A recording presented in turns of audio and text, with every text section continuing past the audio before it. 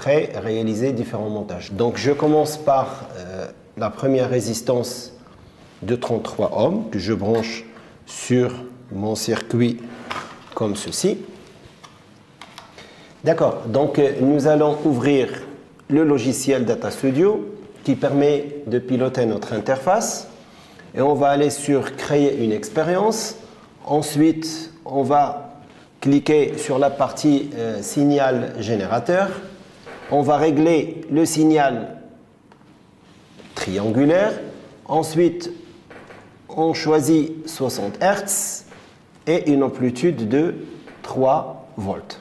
Alors, comme je veux représenter graphiquement la tension en fonction du courant, je vais faire apparaître le courant et la tension simultanément. Et je reviens vers mon graphe.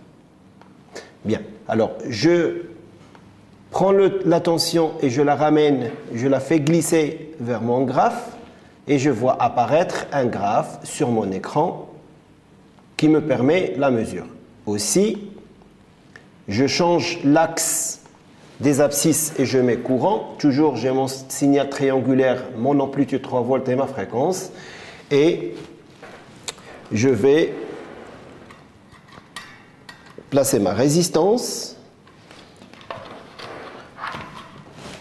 Et je démarre mon expérience.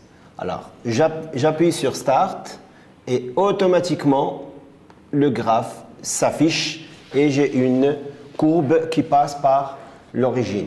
Comme on représente la tension en fonction du courant, ma courbe obtenue est une droite linéaire de forme y égale à ax plus b, b égale à 0 parce que je passe par l'origine.